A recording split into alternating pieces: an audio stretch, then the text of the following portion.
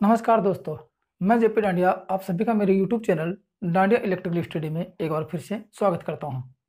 दोस्तों, आज की वीडियो में देखेंगे क्लासिफिकेशन ऑफ इंसुलेटर अर्थात कुचालकों के वर्गीकरण के बारे में पढ़ेंगे कि अपने इलेक्ट्रिकल क्षेत्र में कौन कौन से पदार्थ कुचालक के तौर पर प्रयोग किए जाते हैं, अर्थात उन कुचालक पदार्थों का वर्गीकरण करेंगे जिसका सबसे अधिक उपयोग अपने इलेक्ट्रिकल क्षेत्र में करते हैं।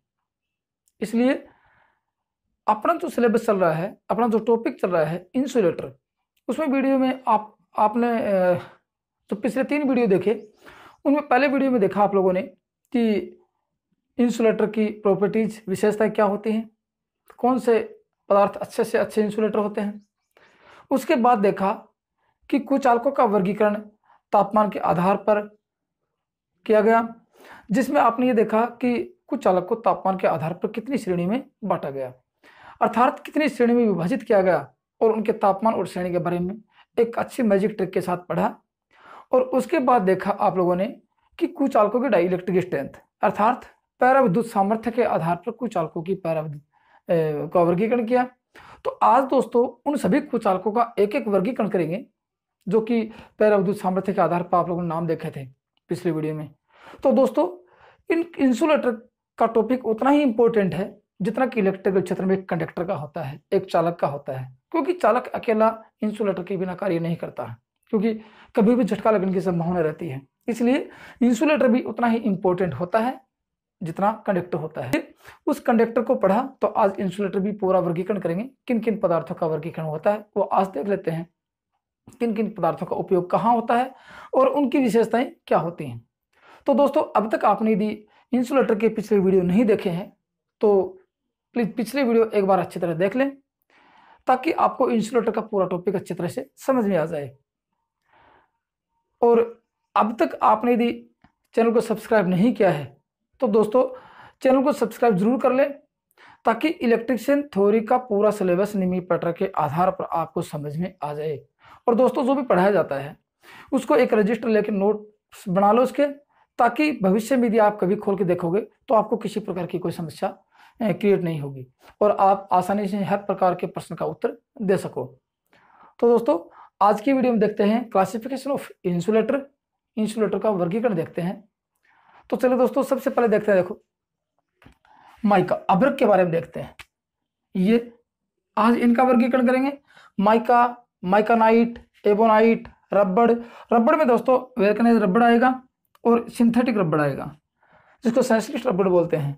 उसके बाद PVC, polyvinyl chloride, bakelite, paper. Paper में दोस्तों 2 पेपर आएंगे, एक लेदराइट पेपर आएगा, एक प्रेस फान पेपर आएगा।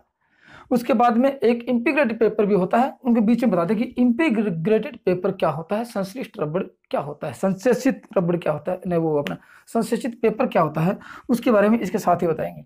उसके बाद दोस्तों आता वार्निश, एस्बेस्टोस, पोर्सलिन, ट्रोपोड्यूसर, ठीक है ना, टोपोड्यूर और ग्लास और रेजिन। रेजिन के बाद में आता है बिटुमिन, बिटुमिन भी पढ़ेंगे।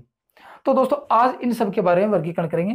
तो टॉपिक लंबा है तो ज़्यादा बोर्ड पर नहीं लिख के मैं आपको ज़्यादातर बताऊंगा कि आप रजिस्टर में उतार लेना।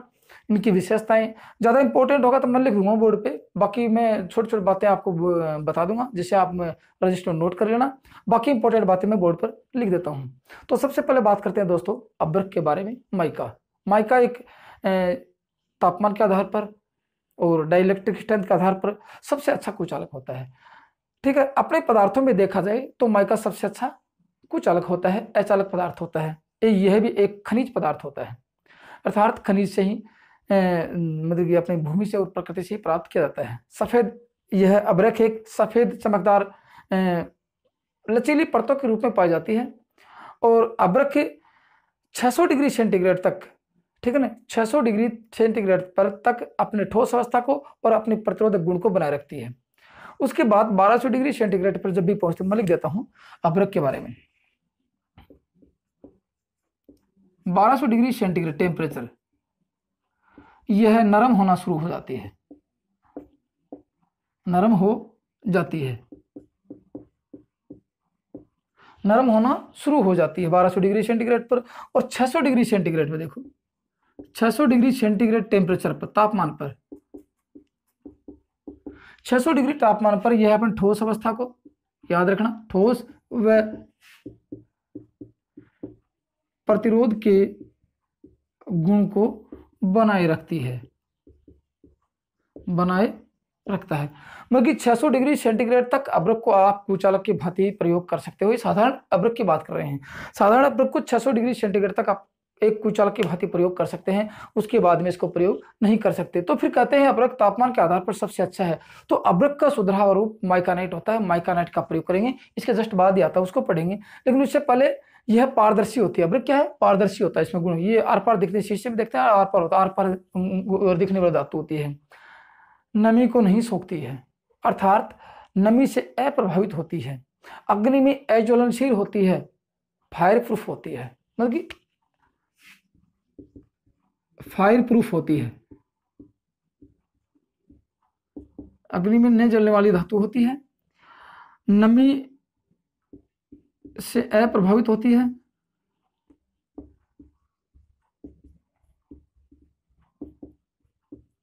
ये इसके गुण हैं। और उसके बाद इसकी डाइलेक्ट्रिक स्ट्रेंथ आपने पिछली वीडियो में देख ली। इसकी डाइलेक्ट्रिक स्ट्रेंथ अर्थात पराविद्युत सामर्थ्य का मान 20 से 60 किलोवोल्ट पर एमएम होता है। और दोस्तों यही एक अकेली एकमात्र धातु है जो ऊष्मा और नमी से अप्रभावित होने वाली धातु है। अपने इलेक्ट्रिकल क्षेत्र में जब भी प्रयोग करेंगे कुचालकों का, तो आता है कि सबसे अच्छा कुचालक है ऊष्मा और नमी से अप्रभावित होने वाला एकमात्र धातु होती है। ठीक है, एकमात्र पदार्थ होता है। ये तो थी इसकी दोस्तों विशेषताएं। अब इसके उपयोग देख लेते हैं कि उस अपने माइका का उपयोग कहाँ करते हैं। तो देख लो, माइका का उपयोग इसमें लिख लेना कि माइका विद्युत उपकरणों में, ठीक है, विद्युत उपकरणों में ऊष्मा के हीटिंग एलिमेंट बनाने में के निर्माण में विद्युत रोधन के रूप में प्रयोग करते हैं। हीटिंग एलिमेंट जहां भी बनाते हैं, जैसे सोल्डरिंग आयरन है, विद्युत प्रेस है, कनेक्टर है, जहां भी आपको लगे कि हीटिंग एलिमेंट बनाना है, उसके आधार के रूप में, उसके एक विद्युत रोधन के रूप में इसका प्रयोग किया जाता है। उसके बाद संधारित्र में पराविद्युत सामर्थ्य के तौर पर प्रयोग किया जाता है। ठीक है, और उसके बाद आता है कि एक ये आता है वहां पे कम्यूटेटर में 2 सेगमेंटों के बीच में भी अभ्रक का ही प्रयोग किया जाता है। यह एक चिकनी धातु होती है। ठीक है, ये तो था दोस्तों अभ्रक। लिख लेना इसके बारे में कि अभ्रक का प्रयोग कहाँ करते हैं? कम्यूटेटर सेगमेंटों में, विद्युत उपकरणों में जहां ऊष्मक तत्व बनाते हैं, हीटिंग एलिमेंट बनाते हैं, उसमें एक विद्युत रोधन के तौर पर, उसके आधार के तौर पर, जैसे सोल्डरिंग आयरन, सोल्डरिंग अपने heating electric iron, electric soldering iron, connector, इनमें प्रयोग करते हैं। ये तो था दोस्तों अपने एक अभ्रक का। उसके बाद माइकानाइट की बात करते हैं। नंबर 2 पे क्या है? माइकानाइट आती है। मतलब माइकानाइट अभ्रक का सुधरा रूप होता है। माइकानाइट देखो दोस्तों 2 होती हैं, 2 नामों से जानते हैं। एक होता है ये अपना माइकानाइट क्लॉथ और माइकानाइट पेपर के नाम से जानते हैं। तो कैसे बनाते हैं इसको देखो। माइकानाइट साधारण अभ्रक से माइकानाइट का निर्माण क्यों किया गया? क्योंकि साधारण माइका 600 डिग्री सेंटीग्रेड से ऊपर अचालक के तौर पर काम नहीं कर सकती, क्योंकि वह अपने प्रतिरोधक गुण को समाप्त कर देती है। इसलिए साधारण माइका में वार्निश और रेजिन, जो चिपकाने वाला पदार्थ होता है, मिलाकर माइकानाइट का निर्माण किया जाता है। लिख दो, वार्निश व रेजिन, जो चिपकाने वाला पदार्थ होता है, गोंद जैसा होता है, चिपकाने वाला पदार्थ होता है, इन दोनों को माइका में मिलाकर, साधारण अभ्रक में मिलाकर और माइकानाइट का निर्माण किया गया। ये अब इसमें क्या हुआ? इसका तापमान बढ़ गया। ये अभ्रक से उच्च तापमान पर कार्य करती है। एक ये आ गई, इसकी प्रतिरोधकता का मान बढ़ जाता है, इसकी विद्युतशीलता का मान बढ़ जाता है। मैं लिखा देता हूं विद्युतशीलता का। माइकानाइट की विद्युतशीलता का मान 3 से 8 होता है। विद्युतशीलता 3 से 8 होता है। एक तो आता है क्योंकि, और ये आप देखते हो इसकी पराविद्युत सामर्थ्य के मान, ठीक है, इसकी पराविद्युत सामर्थ्य इस माइका से, इस साधारण अभ्रक से उच्च होती है। ठीक है, एक तो ये आता है उस, क्योंकि साधारण अभ्रक की 20 से 60 होती है, इसकी 30 से 50 होती है। ठीक है, ये होता है। तो उसमें आता है कि इसकी प्रतिरोधकता का मान कितना होता है? प्रतिरोधक 20 डिग्री सेंटीग्रेड पर इसकी प्रतिरोधकता, किसकी? माइकानाइट की प्रतिरोधकता 20 डिग्री सेंटीग्रेड पर 10⁻13 ओम सेमी होती है। ये आती है माइकानाइट के बारे में। और अब बातें हैं कि माइकानाइट क्लॉथ और माइकानाइट पेपर कैसे कहते हैं। अर्थात अभ्रक की महीन, क्योंकि अभ्रक परतों के रूप में पाया जाता है, अभ्रक की महीन परतों को, ठीक है, कपड़े या कागज पर वार्निश की सहायता से चिपका कर, ठीक है ना, अभ्रक की महीन परतों को बीच में कागज या कपड़े को वार्निश में भिगोकर उसमें चिपका कर और एक धातु बना ली जाती है, ठीक है। जैसे ये अभ्रक की परत है, ये अभ्रक की महीन महीन परत, इसमें क्या होगा कि वार्निश में भिगोया कपड़ा या फिर कागज और उनके बीच में देखिए इसको पैक करके चिपका दिया जाता है बिल्कुल आपस में। तो ये होती है, ये एकदम मुलायम हो जाती है, किसी भी आकार में ढाल सकते हैं, तापमान बढ़ जाता है, प्रतिरोधकता का मान बढ़ जाता है, इसीलिए माइकानाइट का प्रयोग अधिक किया जाता है। यदि इसमें कागज बीच में परतों में कागज देते हैं तो उसको कहते हैं माइकानाइट क्लॉथ, नहीं माइकानाइट पेपर, और यदि कपड़ा दे देते हैं तो क्या कहते हैं, माइकानाइट क्लॉथ होती है। ये तो था दोस्तों इसकी माइकानाइट के बारे में। और अब इसका प्रयोग कहाँ करते हैं, देखो आर्मेचर के खांचों में अचालक के तौर पर करते हैं, ठीक है। आर्मेचर जैसे अपने स्टेटर आर्मेचर जो बड़ी बड़ी मशीनें होते हैं, आर्मेचर के खांचों में, आर्मेचर स्लॉट में, स्लॉट को हिंदी में खांचे कहते हैं, खांचों में अचालक के तौर पर। एक दूसरा आता है कि अपना कम्यूटेटर के दो सेगमेंटों के बीच में, ठीक है, दूसरा आता है कम्यूटेटर सेगमेंटों के बीच में आता है।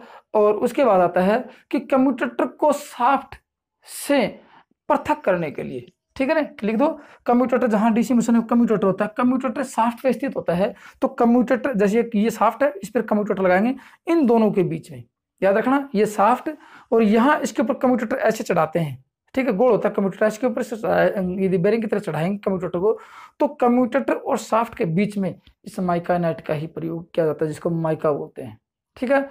वे भी माइका के रूप में पृथक इसके प्रयोग करते हैं। ये तो थी दोस्तों माइकानाइट। नंबर 2 होगी माइकानाइट। अब लिखते हैं दोस्तों एबोनाइट, 2 का वर्णन देख लो। तीसरा लिखते हैं एबोनाइट। लिखते जाना कि प्रयोग कहाँ करते हैं, इनकी विशेषता क्या होती है।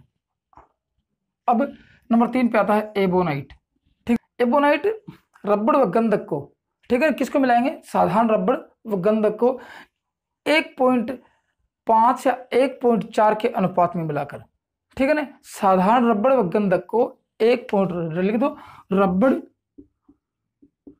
व गंधक को 1:4 या 1:5 में मिलाकर, याद रखना 1:4 या 1:5 में मिलाकर 150 डिग्री 150 डिग्री सेंटीग्रेड तक काफी देर तक गर्म किया जाता है। इसका तापमान कितना होगा, 150 डिग्री सेंटीग्रेड तक, ठीक है ना।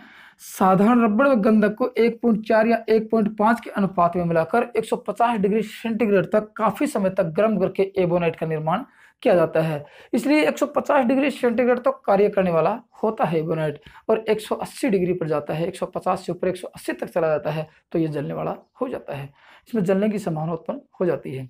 तो ये तो था दोस्तों आपका एबोनाइट। तो दोस्तों सभी पदार्थों का वर्गीकरण, ये अधिक जानकारी प्राप्त करने के लिए वीडियो को लास्ट तक पूरा देखें, ताकि आपको किसी भी प्रकार के इंसुलेटर में कोई समस्या उत्पन्न नहीं हो और आप कोई सी प्रकार का कोई कंफ्यूज अपने अंदर मन में महसूस न करें, ताकि आगामी आने वाली परीक्षा में जब भी आएगी तो आप अच्छे से अंक प्राप्त करके सफलता को प्राप्त कर सको। तो लास्ट तक वीडियो को देखते रहिए। और दोस्तों वीडियो यदि पसंद आए तो लाइक जरूर करना, कमेंट्स करना और अपने दोस्तों में शेयर करना। और अभी जो वीडियो पहली बार जो वही देख रहे हैं वो चैनल को सब्सक्राइब वगैरह जरूर कर लें, ताकि आप अच्छे से नियमित पैटर्न के आधार पर इलेक्ट्रिशियन थ्योरी का सिलेबस का अध्ययन कर सको। ये तो थी। अब देखते हैं दोस्तों, बात करते हैं एबोनाइट की। ये तो थी 1.5 व 1.4 के अनुपात में रबड़ व गंधक मिलाकर 150 डिग्री सेंटीग्रेड तक गर्म किया। इसमें विशेषता क्या होती है, हार्ड, कठोर हो जाता है बिल्कुल, ठीक है ना, बहुत हार्ड हो जाता है। और जब इसको बनाते हैं तो किसी भी आकार में ढाला जा सकता है। इसकी सापेक्ष विद्युतशीलता का मान, अब देखो इसकी सापेक्ष विद्युतशीलता का मान 2 से 3 तक होता है, ठीक है ना। सापेक्ष विद्युतशीलता का मान 2 से 3 तक होता है। विद्युतशीलता, सापेक्ष विद्युतशीलता, ठीक है। सापेक्ष विद्युतशीलता का मान 2 से 3 तक होता है। इस पर रासायनिक का कोई प्रभाव नहीं होता, याद रखना। एबोनाइट पर रासायनिक का कोई प्रभाव नहीं होता है और ये अम्ल व क्षार से अप्रभावित होता है, याद रखना। मतलब अम्ल, तेजाब, एसिड वह क्षार से अप्रभावित होता है। इसकी विद्युतशीलता आपने पैरा विद्युत सामर्थ्य तो पिछले वीडियो में देख ली कि 20 से 40 किलोवोल्ट इसकी पैरा विद्युत सामर्थ्य कितनी थी, 20 से 40 किलोवोल्ट पर mm होती है। ये एबोनाइट है, ठीक है। अब इसका प्रयोग और देखते हैं कि एबोनाइट का प्रयोग कहाँ करते हैं। दोस्तों हार्ड मजबूत एक सख्त रबड़ के होने के नाते अम्ल क्षार का से अप्रभावित होने के कारण, ठीक है ना, और इसकी विद्युतशीलता का मान उच्च होने के कारण लेड एसिड बैटरी का खोल बनाने में, याद रखना बात, लेड एसिड बैटरी सीसा संचायक बैटरी का खोल बाहर की बॉडी, ठीक है ना, लेड एसिड बैटरी का खोल बनाने में, एक तो याद रखना लेड एसिड बैटरी का खोल बनाने में, दूसरा आता है स्विच गियर में, लिख देना स्विच गियर,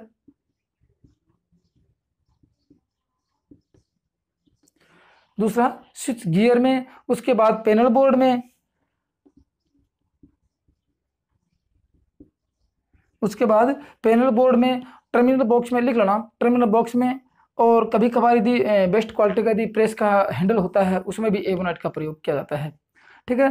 टर्मिनल बॉक्स लिख दो, टर्मिनल बॉक्स में, प्रेस के हैंडल में, और लेड एसिड बैटरी का खोल बनाने में। क्यों इसका प्रयोग क्यों करते हैं, क्योंकि इस पर अम्ल और क्षार का प्रयोग नहीं होता है। अब दोस्तों एक और आता है वेल्केनाइट, किसे कहते हैं, ठीक है ना। एबोनाइट का दूसरा नाम क्या है, वेल्केनाइट, याद रखना वेल्केनाइट एबोनाइट का दूसरा नाम ही होता है। इसको वेल्केनाइट बोल दो चाहे एबोनाइट बोल दो। तो दोस्तों ये तो था आपका एबोनाइट। अब बात करते हैं रबड़। रबड़ क्या होता है, जो रबड़ आता है, रबड़ में दोस्तों दो रबड़ आएंगे आपके पास में। एक तो आएगा वेल्केनाइट रबड़ जिसकी 30 से 50 किलोवोल्ट पर एमएम इसकी वो होती है पैराविद्युत सामर्थ्य। अब दोनों रबड़ों के बारे में पढ़ेंगे। सबसे पहले पढ़ते हैं साधारण रबड़ के बारे में।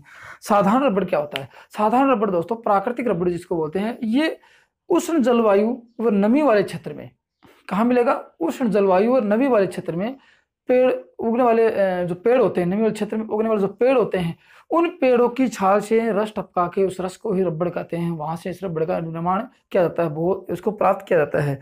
बिल्कुल नरम होता है, भंगुर होता है, थोड़ी सी उसमें मिलते भंगुर हो जाता है, आक्षेपण हो जाता है, इसलिए इसका प्रयोग नहीं करते हैं। सूर्य के ताप से और पराबैंगनी किरणों से प्रभावित होता है, और समय गुजरने के साथ साथ, ठीक है ना, समय गुजरने के साथ साथ वायुमंडल से आक्षेपण होकर भंगुर हो जाता है, इसलिए इसका प्रयोग नहीं करते हैं।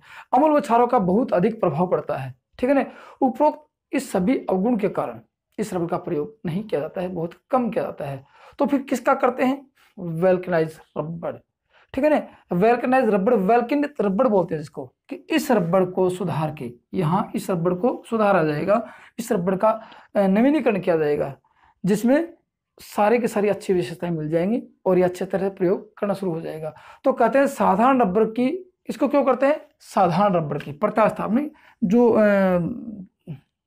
फैलने का गुण होता है, प्रत्यास्था व ताप सहनशीलता को बढ़ाने के लिए, ठीक है ना, प्रत्यास्था व ताप सहनशीलता को बढ़ाने के लिए रबड़ को वेल्केनित किया जाता है।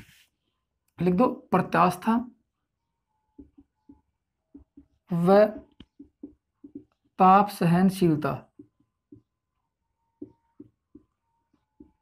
को बढ़ाने के लिए साधारण रबड़ को वेल्केनित किया जाता है, ठीक है ना। रबड़ को वेल्केनित किया जाता है। अब वेल्केनित करते कैसे हैं वो देख लो, कि वेल्केनाइज्ड रबड़ होता क्या है, वेल्केनित कैसे करते हैं। साधारण रबड़ में 1 से 5%, ठीक है ना, याद रखना, साधारण रबड़ में 1 से 5% गंधक के साथ जिंक ऑक्साइड मैग्नीशियम मिलाया जाता है, ठीक है ना। साधारण लिख दो, साधारण रबड़ में लिख दो रबड़ प्लस, ठीक है ना, रबड़ प्लस गंधक के साथ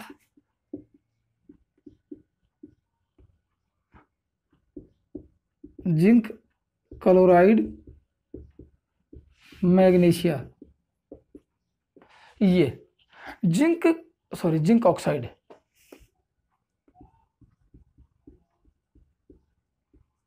जिंक ऑक्साइड साधारण रबड़ में, ये रबड़ में प्लस गंधक के साथ जिंक ऑक्साइड मैग्नीशिया मिलाकर इसको 160 डिग्री सेंटीग्रेड तक गर्म करके कितने डिग्री तक? 160 डिग्री सेंटीग्रेड तक गर्म करके ऊष्मा प्रक्रिया के द्वारा वल्कनाइज्ड रबड़ का निर्माण किया जाता है, ऊष्मा प्रक्रिया के द्वारा। ठीक है ना, रबड़ ही होता है, ऊष्मा प्रक्रिया के द्वारा इसका निर्माण किया जाता है। अब कहते हैं ये गंधक के साथ जिंक ऑक्साइड की कितनी मात्रा मिलाई? 1 से 5% मिलाया जाता है। एक याद रखना, यह रबड़ नमी का प्रतिरोधक होता है, नमी ऑक्सीकरण करने वाला नहीं होता है। साधारण रबड़ से इसकी रेजिस्टिविटी का मान बहुत अधिक हो जाता है। तो इसकी रेजिस्टिविटी कितनी हो जाती है हल्के अंदर रबड़ की? 10⁻14 ओम सेंटीमीटर तक हो जाती है। ठीक है ना, उसी रबड़ की उसको वल्कनित करते ही 10⁻14 ओम सेंटीमीटर तक इसकी प्रतिरोधकता का मान बढ़ जाता है। और डाइलेक्ट्रिक स्ट्रेंथ कितनी होती है? 30 से 50 किलोवोल्ट पर mm होती है। ये तो थी साधारण रबड़ की बात। ठीक है, अब उसके बाद बात करते हैं कि सॉरी वल्कनाइज्ड रबड़ की बात थी। वल्कनाइज्ड रबड़ का प्रयोग कहाँ किया जाता है? घरेलू विद्युत केबलों में और तारों में विद्युत रोधन के तौर पर, अर्थात तारों के ऊपर अचालक आवरण के तौर पर करते हैं। ठीक है ना, केबलों में लिख दो, केबलों में, तारों में अचालक आवरण के तौर पर, ये तो था वल्कनाइज्ड रबड़, अचालक आवरण के तौर पर इसका प्रयोग किया जाता है। बाकी इसका प्रयोग अधिकतर तारों और केबलों में ही होता है। ये तो था आपका साधारण ये अपने वल्कनाइज्ड रबड़। अब करते हैं सिंथेटिक रबड़। ये तो था कृत्रिम रबड़ जो रबड़ से बनाया गया था, और ये होता पूरा का पूरा सिंथेटिक, मतलब कि कृत्रिम रबड़ ही होता, प्राकृतिक रबड़ का प्रयोग नहीं होता है। इस रबड़ का, जिसको संश्लिष्ट रबड़ बोलते हैं, याद रखना क्या बोलते हैं? संश्लिष्ट रबड़। सिंथेटिक का हिंदी शब्द है संश्लिष्ट रबड़ बोलते हैं। ये रबड़ एसिटिलीन गैस से बनाया जाता है, एसिटिलीन गैस से बनाया जाता है। ये तो थी एक प्रकार का कृत्रिम रबड़ है, प्राकृतिक रबड़ का कोई इसमें योगदान नहीं है। अब एसिटिलीन गैस से बनाया तो इसकी विशेषता देखो, यह रबड़ अम्ल व क्षारों से प्रभावित नहीं होता है, अम्ल व क्षार का प्रभाव नहीं होता इस पर, अम्ल व क्षार का प्रभाव नहीं होता है, ये इसकी विशेषता होगी। दूसरी बात, ये ऑक्सीकरण नहीं होता है, ऑक्सीकरण नहीं होता है होगी। उसके बाद इसकी पैराविद्युत सामर्थ्य, ठीक है ना, इसकी सामर्थ्य पैराविद्युत सामर्थ्य उच्च होती है, और ये ताप और लो से, लिख दो ताप लो, मतलब ऊष्मा की जो झलन होते हैं, जो ओलो होते हैं, वो जनित होता है, मतलब उसके ऊपर प्रभाव नहीं पड़ता है, कम पड़ता है, नहीं होता है। ये आ गया भाई, ये तो थी इससे साधा। और समय बीत जाने के साथ साथ इसमें प्लास्टिक गुण खत्म नहीं होते हैं। समय आप देखो संश्लिष्ट रबड़ में जो वल्कनाइज्ड रबड़ की बात की थी, उसमें प्लास्टिक गुण खत्म हो जाते हैं धीरे धीरे, समय बीतने के साथ काफी लंबे समय तक इसमें प्लास्टिक गुण खत्म नहीं होते हैं। अब इसके प्रयोग की बात करें दोस्तों, इससे वल्कनाइज्ड रबड़ के साथ साथ सिंथेटिक रबड़, जहां उच्च क्वालिटी के केबल होते हैं वहां इसका प्रयोग किया जाता है। करते तो वही ही तारों और केबलों के बाहरी आवरण के लिए तौर पर इसका प्रयोग किया जाता है। अब उसके बाद दोस्तों आता है पीवीसी। पीवीसी की बात है, पॉलीविनाइल क्लोराइड की बात करते हैं। ये एक कृत्रिम रासायनिक पदार्थ होता है। ये क्या होता है? कृत्रिम रासायनिक पदार्थ होता है, कृत्रिम रासायनिक पदार्थ होता है। ये होता है कृत्रिम रासायनिक पदार्थ होता है। इसके ऊपर यह केवल देखो, इसके ऊपर तेजाब का, अम्ल का, क्षार का, अन्य रासायनिक पदार्थों को कोई प्रभाव नहीं पड़ता है। अर्थात यह केबलों की यांत्रिक सुरक्षा व अम्ल व क्षार से तथा रासायनिक पदार्थ से सुरक्षा करता है।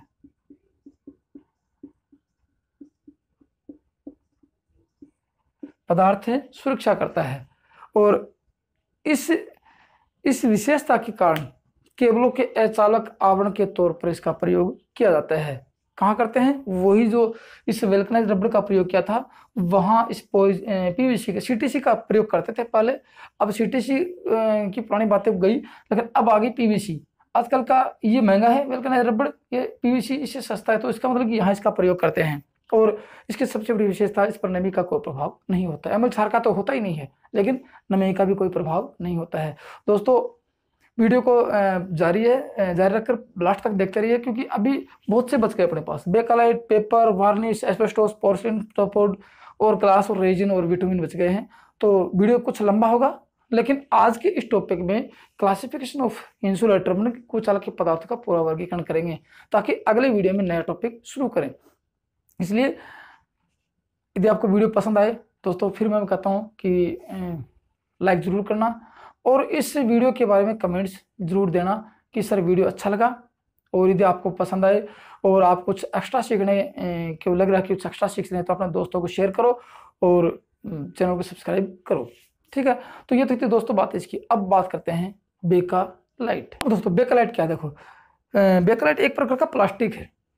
अब कहोगे सर प्लास्टिक तो बहुत मुलायम होता है, तो बहुत हार्ड होता है, प्लास्टिक जलने वाला आता है और ये जलने वाला नहीं होता है। तो कैसे? देखो प्लास्टिक की दो अवस्थाएं हैं, एक तो थर्मोस्टेट प्लास्टिक और एक थर्मोस्टेटिक प्लास्टिक। थर्मोस्टेट प्लास्टिक वो होता है जो एक रूप में ढलने के बाद गर्म करके या उसको पिघलाकर दूसरे रूप में ढाला जा सकता है। दूसरा आता है थर्मोस्टेटिक प्लास्टिक कि एक रूप मिल जाने के बाद उसको दोबारा पिघलाकर दूसरा रूप प्रदान नहीं कर सकते, इसलिए कहते हैं बेकालाइट का दूसरा नाम थर्मोस्टेटिक प्लास्टिक होता है। ठीक है, ये इसका दूसरा नाम था। अब बनाते कैसे हैं इसको? यह भी एक प्रकार का संश्लिष्ट पदार्थ है, मतलब सिंथेटिक है, कृत्रिम रूप से बनाया जाता है। ठीक है, कैसे बनाते हैं?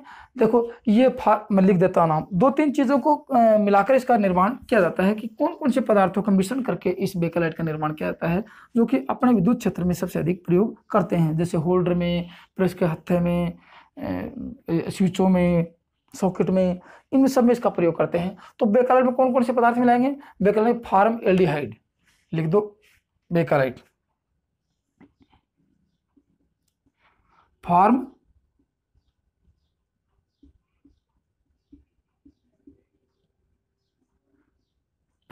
एल्डिहाइड। एक तो होता है फार्म एल्डिहाइड और दूसरा होता है प्लस फिनोलिक पदार्थ, ये आता है। इन दोनों पदार्थों को मिलाकर, ठीक है, इन दोनों पदार्थों को मिलाकर इस बेकालाइट का निर्माण किया जाता है। अर्थात विभिन्न प्रकार के रेजिन पदार्थ होते हैं, चिपकने वाले पदार्थ होते हैं, विभिन्न प्रकार, दूसरा लिख दो कि विभिन्न प्रकार के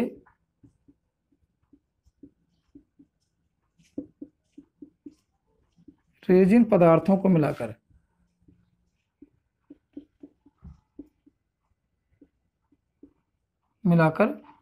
इस बेकालाइट का निर्माण किया जाता है, बेकालाइट बोलते हैं इसको। अब उसके बाद देखो इसकी विशेषता, सबसे पहले इसकी खोज किसने की? देखो बेकालाइट की खोज बेल्जियम के रासायनिक था, ठीक है ना। बेकालाइट बेल्जियम का जो रासायनिक था, जिसको नाम था बेंक्लोड, ठीक है, उसका नाम था बेंक्लोड। इसकी खोज, बेकालाइट की खोज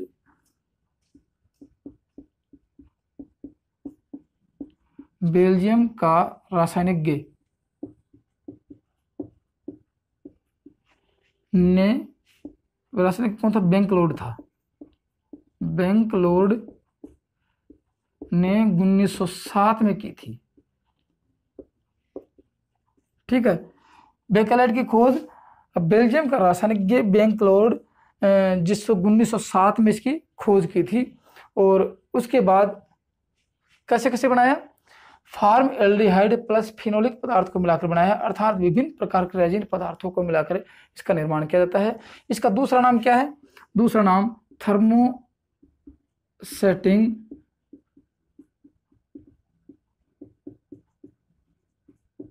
प्लास्टिक। इसका दूसरा नाम है थर्मोसेटिंग प्लास्टिक। अब इसके गुण और देख लो, किन गुणों के कारण? देखो इस पर नमी का प्रभाव नहीं होता है, तेल का प्रभाव नहीं होता है, उष्मा से अप्रभावित होता है और विद्युत का अच्छा कुचालक होता है। और इसकी प्रतिरोधकता का बात देख लेते हैं, क्योंकि प्रतिरोधकता बाकी इन रबड़ों से तो कम होती है, माइका से कम होती है। होती कितनी है? 10⁸ ओम सेंटीमीटर तक होती है। इसकी प्रतिरोधकता का मान 10⁸ और ओम सेंटीमीटर होती है। अब उसके बाद देखो इसकी पैराविद्युत सामर्थ्य तो पिछली वीडियो में आपने देख ली होगी। तो दोस्तों पैराविद्युत सामर्थ्य का सबसे बड़ा रोल कुचालक पदार्थों पे होता है। यही पूछा जाता है कि पैराविद्युत सामर्थ्य अर्थात डाइलेक्ट्रिक स्ट्रेंथ क्या होता है।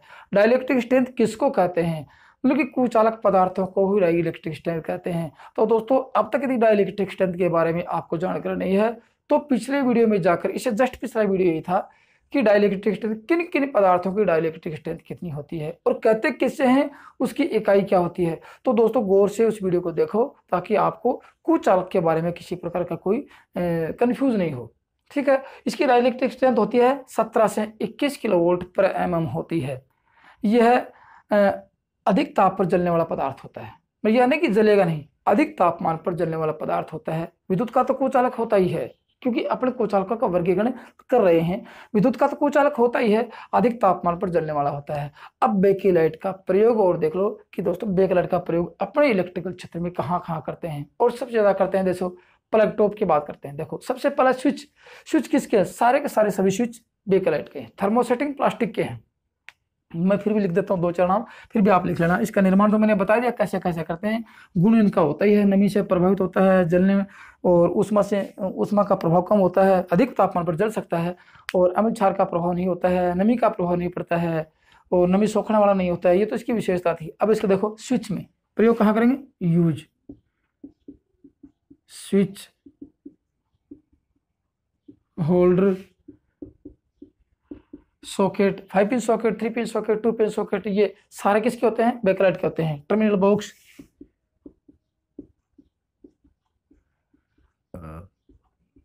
बॉक्स, और प्रेस का हैंडल, इलेक्ट्रिक जो प्रेस होती है उसका हैंडल, और सोल्डरिंग आयरन का हैंडल और सीलिंग रोज लिख दो। विद्युत प्रेस का हैंडल, हथा,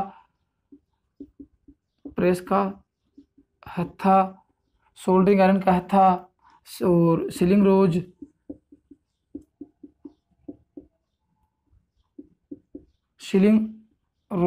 ये सब किसके होते हैं, सब के सब बेकेलाइट होते हैं। उपकरण देखते हैं जैसे रेगुलेटर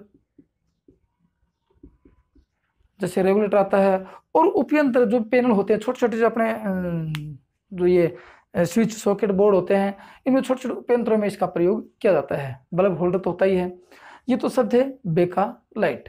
अब उसके बाद दोस्तों नंबर आता है कागज का। लेदराइट कागज और प्रेस फाइन कागज किसे कहते हैं, इसका प्रयोग कहाँ कहाँ होता है। तो दोस्तों टॉपिक बड़ा इंटरेस्टेड है और इम्पोर्टेंट है, बहुत ही इंपॉर्टेंट है। परीक्षा में हर बार ऐसे मान लो कि प्रश्न 100% आना है।